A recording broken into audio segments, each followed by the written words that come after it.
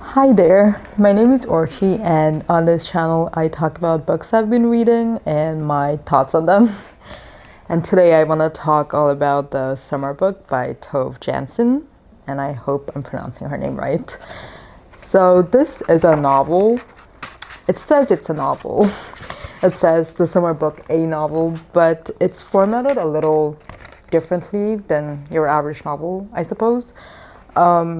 It's sectioned into several smaller stories that read kind of like a short story and can very well stand on their own.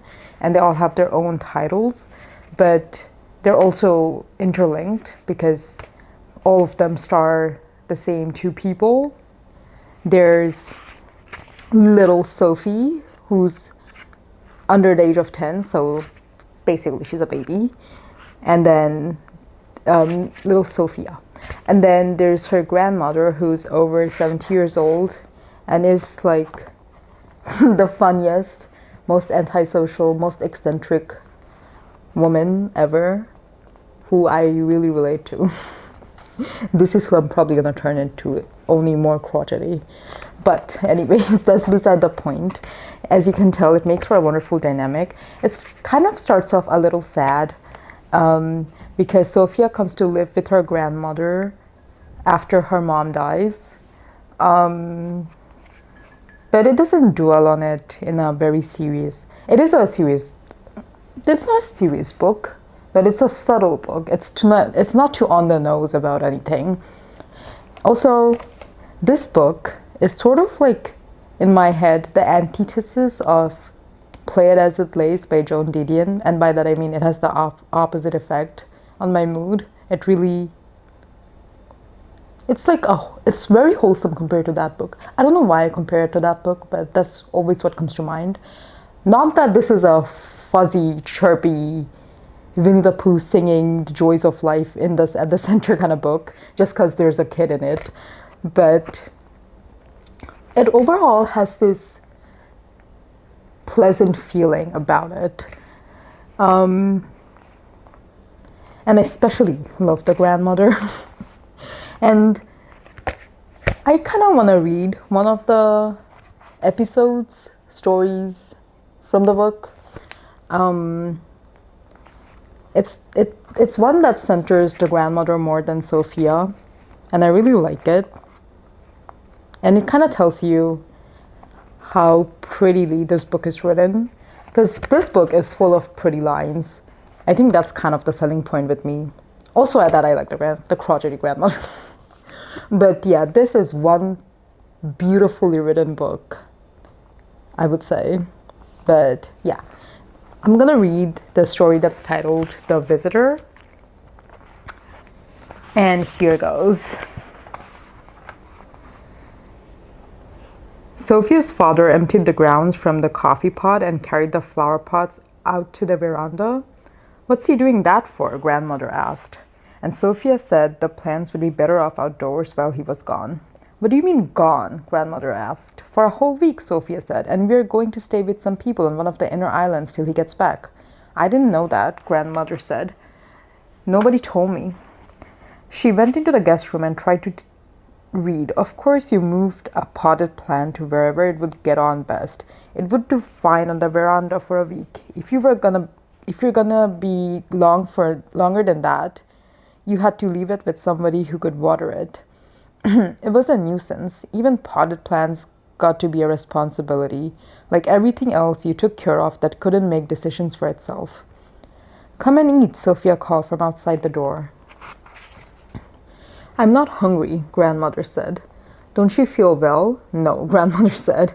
The wind blew and blew. The wind was always blowing on this island from one direction or another. A sanctuary for someone with work to do, a wild garden for someone growing up, but otherwise just days on top of days and passing time. "Are you mad?" Sophia said, but her grandmother didn't answer. The Overgirds came by with the mail, and Papa found out that he didn't have to go into town after all. "Oh, good," Sophia said, but grandmother didn't say a word.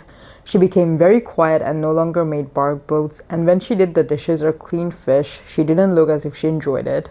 And on nice mornings, she no longer sat in the woodyard and combed her hair slowly with her face turned towards the sun. She just read and didn't even care how the books came out. "Can you make kites?" Sophia said, but grandmother said she could not. As the days went by, they became strangers to each other and with a shyness that was almost hostile. "Is it true you were born in the 1800s?" Sophia yelled through the window. "What of it?" grandmother answered very distinctly. "What do you know about the 1800s?" "Nothing, and I'm not interested either," Sophia shouted and ran away. The island was blessed with mild night rain. A lot of lumber drifted by and was salvaged. No one came to visit, and there was no mail.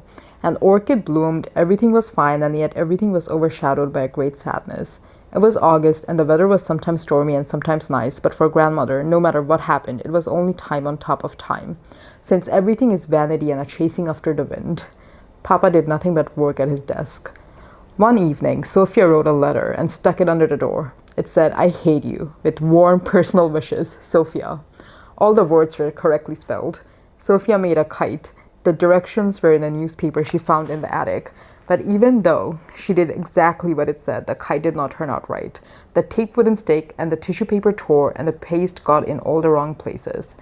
When the kite was finished, it refused to fly and kept slamming into the ground as if it wanted to destroy itself, and finally it threw itself in the marsh. Sophia put it outside grandmother's door and went away. What a smart little girl, grandmother thought. She knows that sooner or later I'll make her a kite that can fly, but that doesn't help. That doesn't matter at all. One calm day, a little white boat with an outboard motor approached the island. "It's Werner," grandmother said. "He's back with another bottle of sherry." For a while she considered being ill, but she changed her mind and went down to meet him. Werner was looking very dapper, with a linen hat. The boat was obviously from the inner islands, but it made an attempt to be sporty. It had a cogged keel. Werner declined assistance and came towards her with his arms spread wide and called out, "Dear old friend, are you still alive?" "As you can see," said grandmother dryly, allowing herself to be embraced. She thanked him for the bottle, and he said, "You see that I remember. It's the same sherry I brought in 1910. How silly, she thought. Why could I never bring myself to tell him I hate sherry? And now it's too late. It really was a shame, seeing that she had now reached the age where a person can safely be truthful about small things. They took some parch from the life box and ate a little earlier than usual. "Skoll," said Werner gravely, and turned towards grandmother. "To the final landscape of her old age as summer fades, this is a fine moment. Silence settles around us. Each of us wanders his own way, and yet we all meet by the sea in the peaceful sunset." They took tiny sips of their sherry. "I suppose," grandmother said, "but they did promise a breeze for tonight. How much horsepower does your motor have?" "3, Sophia guessed. 4.5, said Werner curtly. He took a piece of cheese and looked out the window. Grandmother could see that his feelings were hurt. She tried to be as nice as she could through coffee, and then she suggested the two of them go for a walk.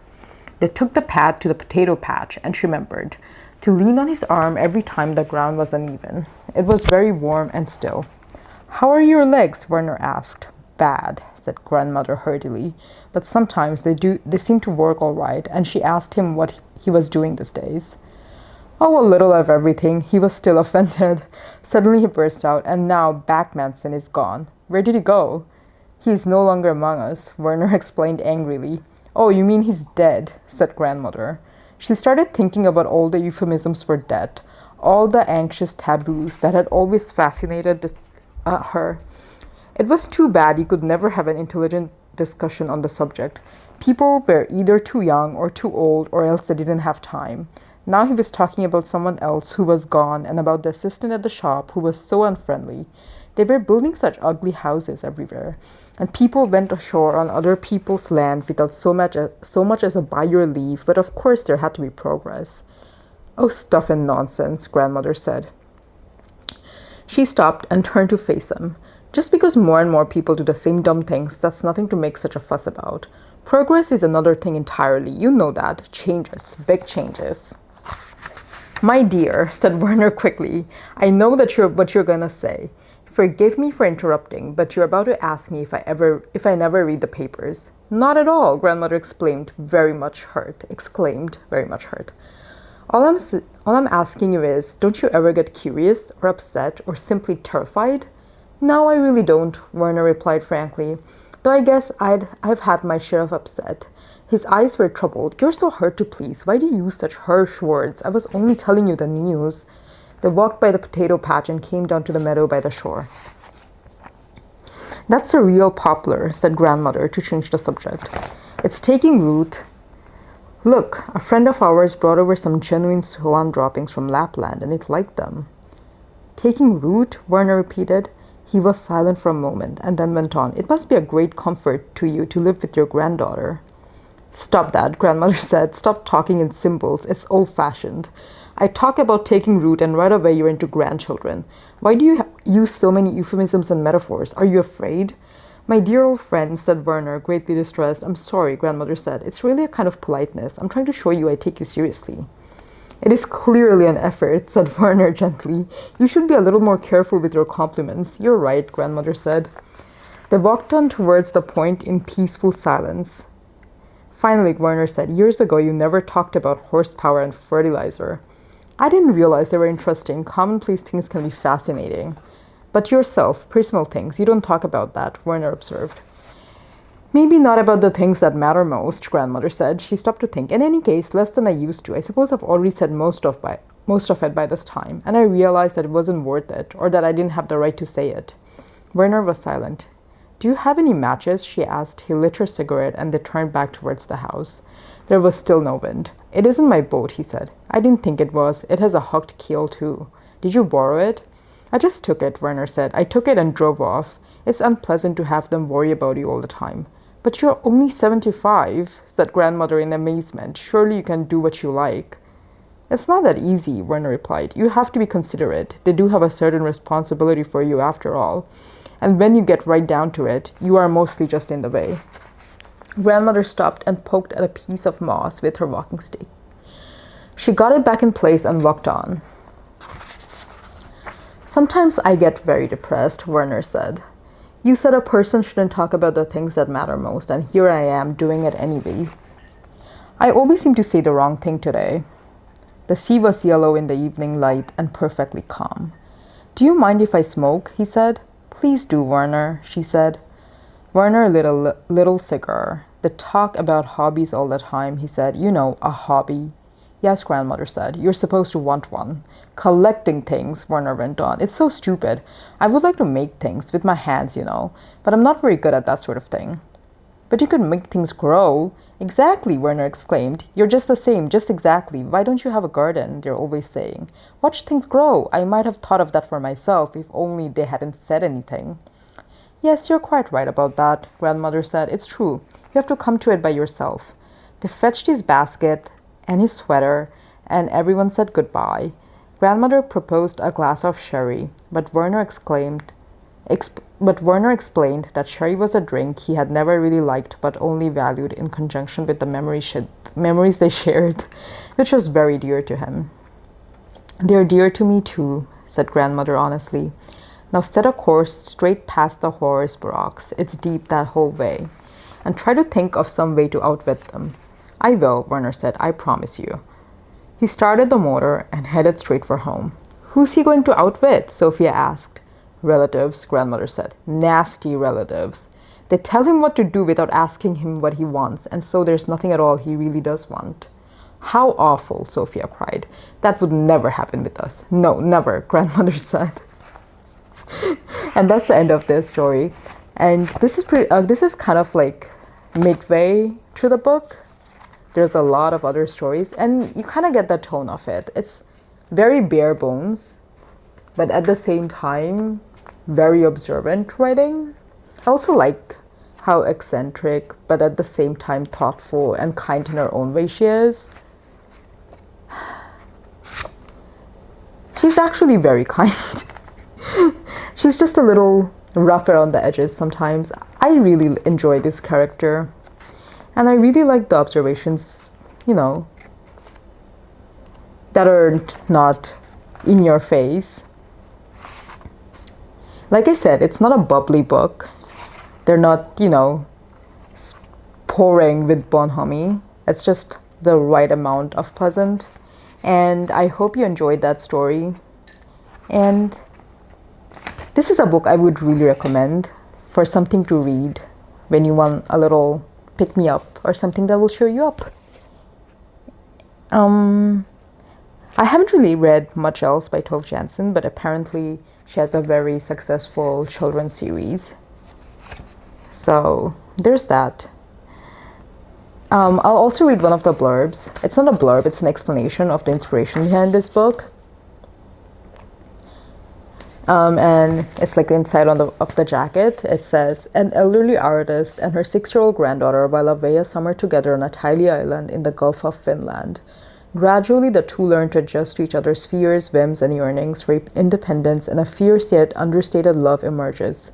One that encompasses not only the summer inhabitants but the island itself, with its mossy rocks, windswept fars, and unpredictable seas. And that is basically a synopsis of what this is about. And the descriptions of the island are also very pretty. It's just a book full of pretty, pretty lines. And with that, I'll end it here. Thank you so much for watching, and I hope I see you next time.